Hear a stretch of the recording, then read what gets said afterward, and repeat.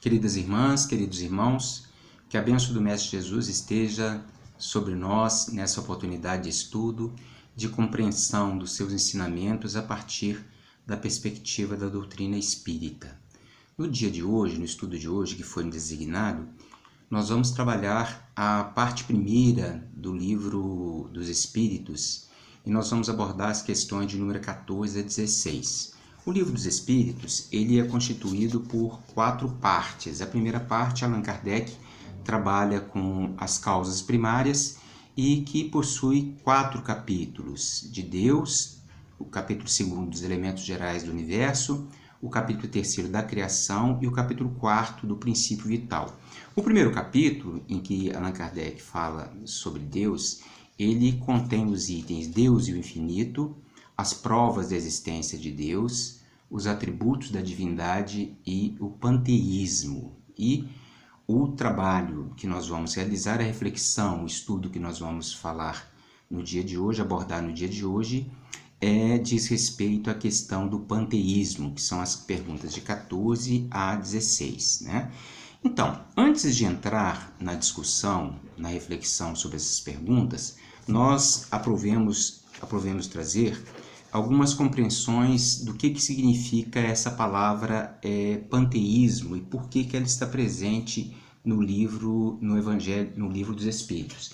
Buscando aqui uma definição relevante na Enciclopédia Britânica, a Enciclopédia Britânica diz o seguinte: panteísmo é a doutrina segundo a qual o universo é concebido como um todo, e esse todo é Deus. O universo concebido como um todo é Deus. E, inversamente, que Deus é o conjunto, é a substância, as forças e leis combinadas que se manifestam no universo existente. Então, esse é o conceito que está presente na Enciclopédia Britânica. E também, para fazer uma leitura, nós vamos abordar essa questão do panteísmo a partir da perspectiva do conhecimento da doutrina espírita. Então, eu trouxe um livro de um autor, do Leon Denis, né, no livro Depois da Morte. Leon Denis chama atenção para o seguinte aspecto, né? A ideia de Deus, na página 135, no tópico, no capítulo que se chama Universo e Deus, né, no livro Depois da Morte, ele diz que a ideia de Deus, sob as formas diversas de que se revestiu, evoluiu entre 2 escolhos, sobre os quais fracassaram numerosos sistemas. Um deles, o panteísmo, concluiu pela absorção final dos seres no grande todo. E o outro é a noção de infinito, que afasta tanto Deus do homem que parece suprimir qualquer relação entre eles. O que interessa para nós aqui é justamente esse conceito que Leon Denis traz para nós sobre o panteísmo, que conclui pela absorção final dos seres no grande todo. Além disso, nós vamos buscar também, na Revista Espírita, alguns conceitos importantes, né, sobre o panteísmo. Então, na Revista Espírita de janeiro de 1867, no número 1, né, tem um tópico que se chama Olhar Retrospectivo sobre o Movimento Espírita. E neste tópico, neste trabalho,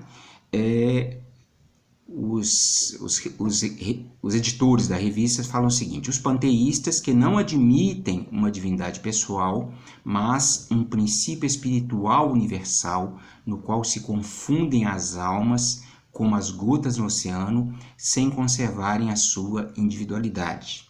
Além disso, né, também nessa mesma revista, tem um outro trabalho que se chama Pensamentos Espíritas que Correm o Mundo. Então, o que se chama atenção neste trabalho é que o panteísmo, como ele advoga que as almas elas são absorvidas num princípio universal e sem conservarem a sua individualidade, esse conceito, essa visão de panteísmo, ela é contrária à compreensão espírita de pluralidade das existências, né? Nós sabemos que os princípios básicos da doutrina espírita, eles são a existência de Deus, a imortalidade da alma, a pluralidade das existências, pluralidade dos mundos habitados e a comunicabilidade dos espíritos. Então, uma compreensão da religião, compreensão como panteísmo, significa que ela é contrária à pluralidade das existências, como presume a doutrina espírita. Então, além disso, também na Revista Espírita tem muito conceito interessante. Tem um texto que se chama Panteísmo, que foi escrito pelo espírito Lázaro, e está presente na revista de outubro de 1863, em que Lázaro ele dá uma mensagem que ele chama atenção para que ele traz informações que também nos ajuda a compreender o que é o conceito do panteísmo. E Lázaro diz o seguinte, é um texto longo, eu vou retirar aqui algumas questões que são mais relevantes para nós compreendermos.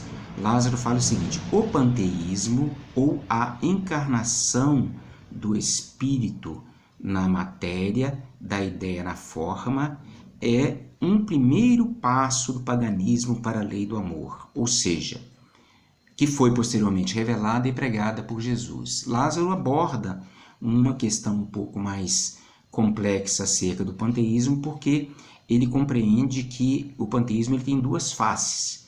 Primeiro, a natureza divina ela é separada infinitamente, ela é fragmentada em todas as partes da criação, ou seja, todos os seres que foram criados, tudo que existe é o Criador. Então, existe essa versão, essa perspectiva inicial, em que há uma separação infinita da natureza divina em todas as partes da criação. Em segundo lugar, que ele diz que também um outro aspecto relevante é que ele seria a assimilação, uma outra visão de panteísmo mais recente, mais próxima à visão da época que Kardec escreveu o Livro dos Espíritos, que seria a assimilação da humanidade e sua absorção na matéria, ou seja, tudo que existe é aquilo que é material. Então, Lázaro chama atenção para dois aspectos importantes do panteísmo. Um original, que é muito próximo ao que Leon Denis pontua e que a Enciclopédia Britânica também está chamando a atenção, e um outro que seria tudo que existe é aquilo que é material. Mas nós vamos ficar com esse conceito inicial do panteísmo que entende, que é o conceito que está presente no Livro dos Espíritos, que entende que o panteísmo seria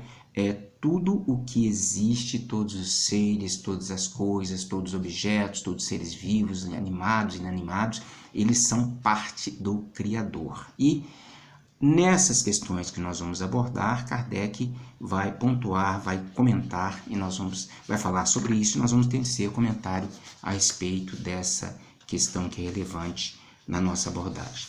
Bom, o fato importante, antes de entrar nas questões do Livro dos Espíritos, é que nós devemos entender que a compreensão do ser humano sobre o que é Deus, sobre a realidade, sobre o que é Criador, ela varia ao longo do tempo, ela é dependente, ela é influenciada pelo nosso esclarecimento, pelo nosso conhecimento acerca de quem nós somos, pelo conhecimento acerca da realidade e pelo conhecimento de tudo que nos cerca e de nós mesmos. Então, ao longo da história humana, nós sabemos que o ser humano ele se separa, ele se identifica, o reino nominal ele se caracteriza, segundo o biólogo Yuval Harari, no livro Sapiens, ele se identifica há cerca de 70 mil anos atrás, quando ocorre a evolução cognitiva. Então nós podemos dizer que a partir de 70 mil anos atrás nós começamos a ter uma compreensão do que é o Homo sapiens.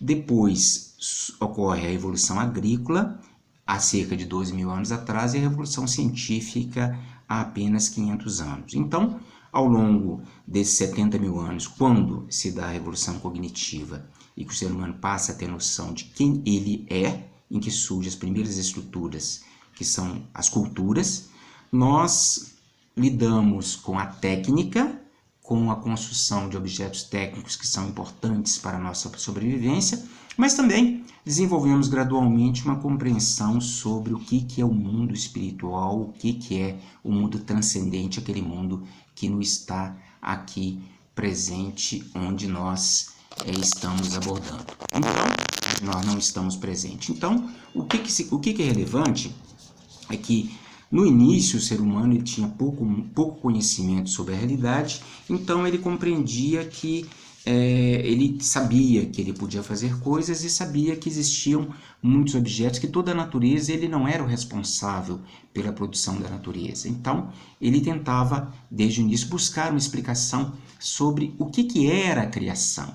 O que era a criação. E nesse sentido, numa fase muito inicial, o ser humano ele atribuía a formação de todos os eventos a deuses, há vários tipos de deuses, ele compreendia que a natureza era perpassada, a natureza era mágica, a natureza continha vários seres, eram responsáveis pela construção de vários objetos na natureza, e assim, pouco a pouco, esses seres, eles eram similares ao ser humano. Então, o que acabou ocorrendo é que nós podemos dizer que a primeira compreensão do Criador era uma compreensão muito antropomórfica, ou seja, quando, por exemplo, os seres primitivos ouviam o barulho dos trovões, os barulhos dos raios, como ele sabia que ele podia fazer um barulho em pequena escala, ele imaginava que aquele barulho em grande escala, aquele clarão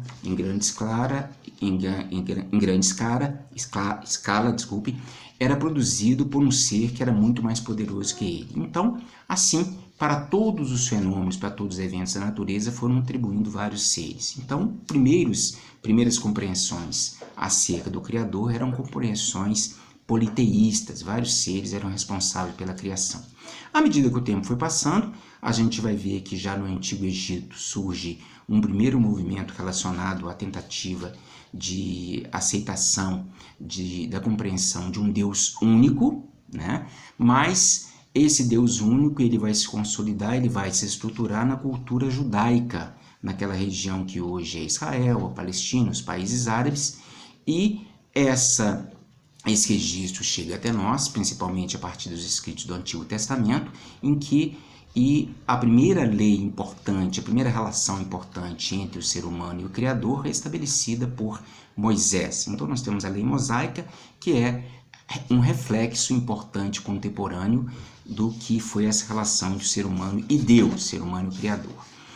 À medida que o tempo passa, essa compreensão mosaica acerca do Criador era ainda de um Deus Deus dos exércitos, era um Deus faccioso, era um Deus temerário, era um Deus que impunha medo. Então nós podemos encontrar em vários lugares no Antigo Testamento, em várias obras, nós vamos encontrar relatos de que aquele Deus era o Deus dos hebreus, era o Deus dos judeus, e ele fazia parte do grupo da cultura judaica, lutando contra os seus antagonistas, contra os seus adversários. Então nós vemos vários exemplos disso na lei do Antigo Testamento.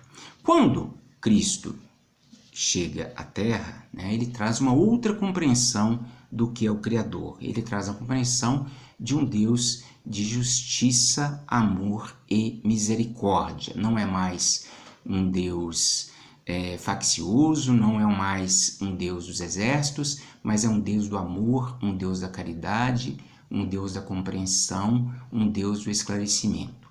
Nós vamos observar nos relatos feitos pelos evangelistas, nós temos uma série de exemplos que mostram que Jesus traz para a gente a compreensão de um Deus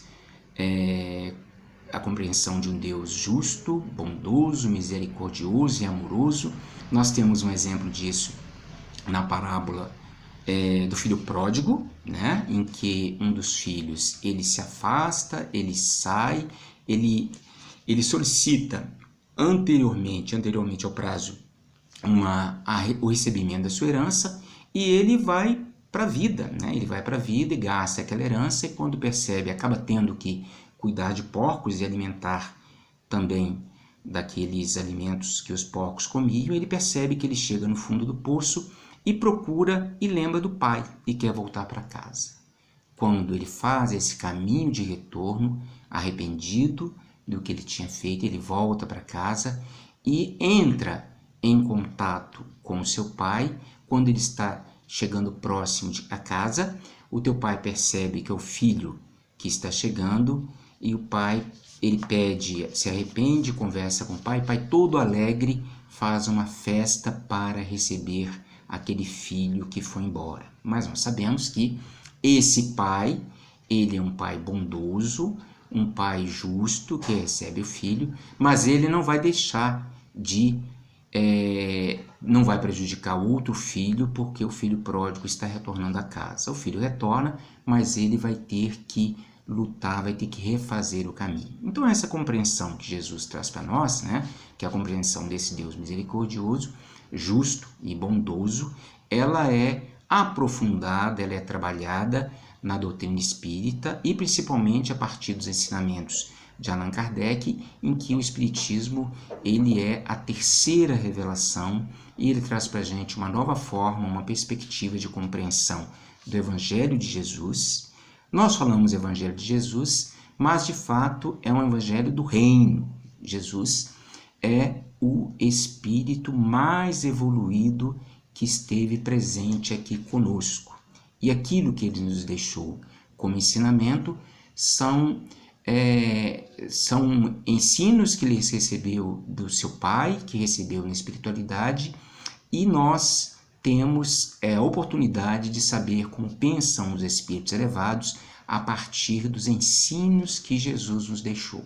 Mas não somente a partir dos ensinos, a partir da vivência que ele teve aqui conosco. Então, nós não temos condições, no nosso atual estágio evolutivo, nós não temos condições de apreender o que é Deus, o que é o Criador. Nós temos condições de saber sobre ele a partir do ensino dos espíritos superiores que aqui conosco estiveram presentes. Então, nós vamos observar nessas questões que estão, na resposta a essas questões que são dadas na doutrina, no item de 14 a 16, Allan Kardec vai abordar esses aspectos, né? Então, nós podemos, com mais profundo ensino, com mais profunda técnica, nós não temos condições de compreender o que está presente na obra da criação. Nós não podemos compreender o Criador. Então, na questão 10, na questão 10 do Evangelho do Livro dos Espíritos, quando Kardec pergunta aos espíritos se era possível ao homem compreender Deus, os espíritos respondem a ele que falta-lhe para isso o sentido, ou seja, nossos sentidos não dão conta de nós compreendermos o que é o Criador.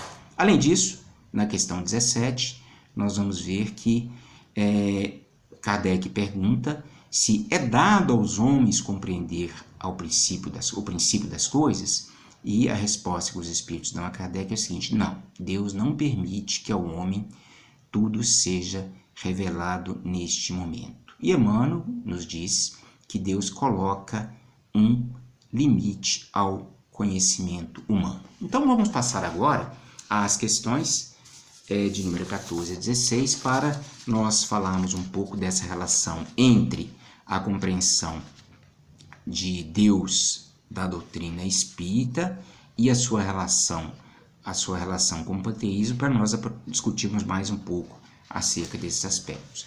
A questão 14 é a seguinte: Deus é um ser distinto ou será, como alguns opinam, a resultante de todas as forças e de todas as inteligências do universo reunidas? A resposta que os espíritos dão a Kardec é a seguinte: se assim fosse, Deus não existiria, porquanto ele seria efeito e não causa. Ele não pode ser ao mesmo tempo uma coisa e outra. Deus existe, não podeis duvidar. Disso não podeis duvidar, é o essencial.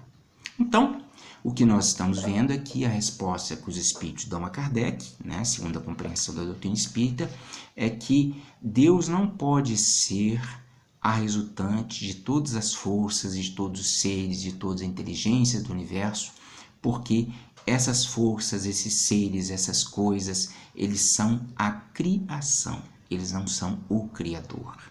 E no nosso atual estágio evolutivo, o que os espíritos chamam a atenção é que nós devemos saber que Deus existe. E é interessante também que mais à frente,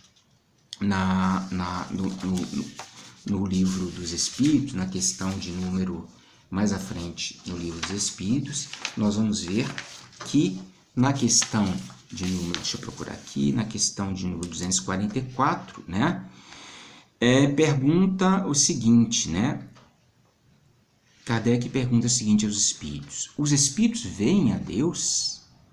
E a resposta que os espíritos dão a Kardec é o seguinte: somente os espíritos superiores o veem e compreendem, os inferiores o sentem e adivinham.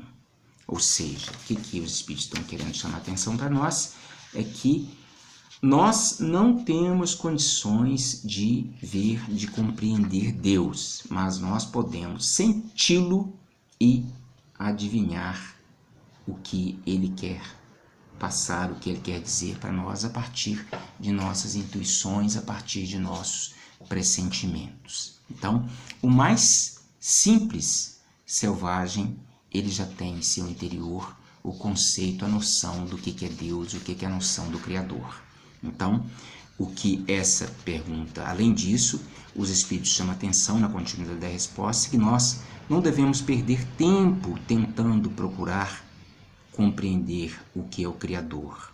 O que nós devemos fazer, isso não vai nos tornar melhores. O que nós podemos fazer é estudar as nossas próprias imperfeições.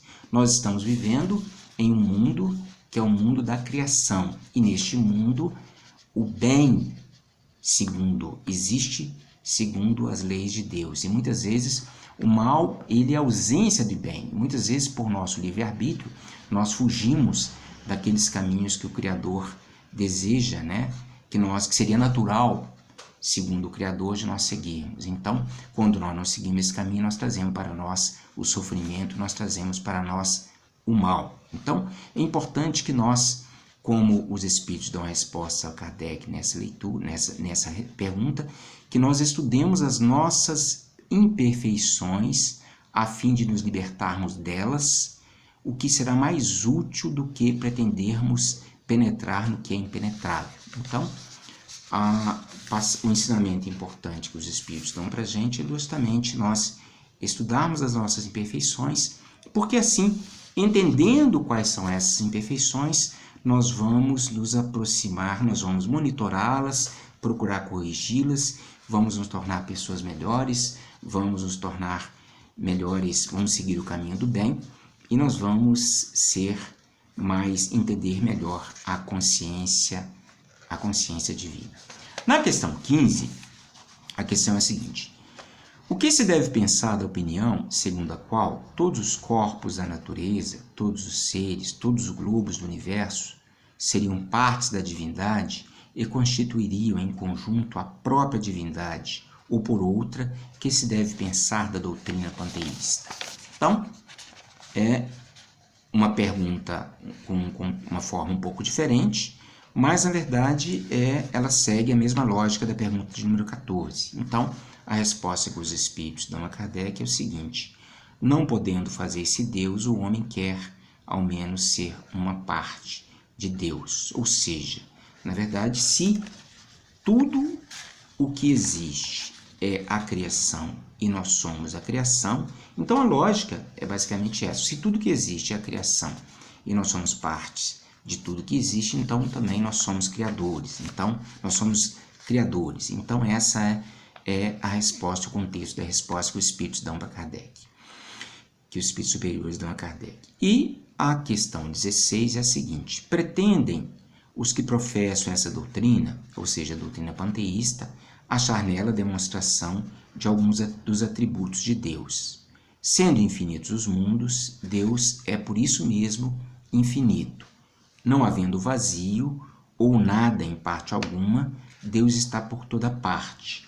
Estando Deus em toda parte, pois que tudo é parte integrante de Deus, ele dá a todos os fenômenos da natureza uma razão de ser inteligente. O que se pode opor a este raciocínio? Então, a resposta que os espíritos superiores dão a Kardec é bastante objetiva, né? A razão, refletir maduramente, não vos será difícil reconhecer-lhe o absurdo. Por que eles dão essa resposta? Eles dão essa resposta porque na pergunta está dizendo, nós estamos tentando, né? A pergunta é tentar identificar quais são as características, quais são as propriedades do Criador, a partir de tentar saber quais são os atributos do Criador a partir da criação. Então, por isso que nós não temos condições de descobrir quais são os atributos do Criador a partir da criação.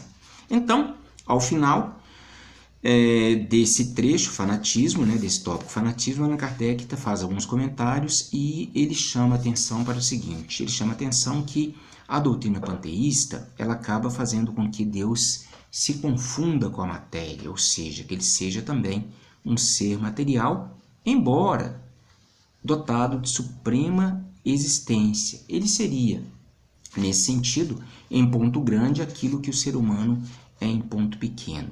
Além disso, né, o que o Kardec pontua é que se Deus fosse parte da matéria, como a matéria ela se transforma, como a matéria muda, ele não teria um atributo essencial que é a imutabilidade, né?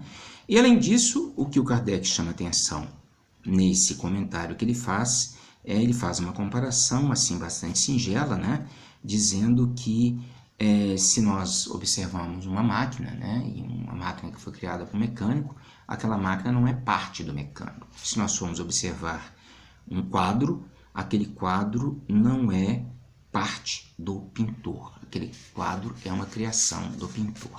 Então, nessas respostas, Allan Kardec comenta a esse respeito, mas nós vamos retomar ainda. Esses são os comentários que Allan Kardec faz acerca dessas questões vinculadas ao panteísmo. E nós vamos pontuar ainda uma questão importante, quando Kardec chama atenção para o fato dos espíritos superiores poderem perceber, compreender Deus e ainda nós, inferiores, não podermos. Uma questão que é relevante é a seguinte: na questão de número 967, no capítulo das penas e gozos futuros, os espíritos fazem, Kardec está dialoga com os espíritos acerca dos espíritos superiores e inferiores, né?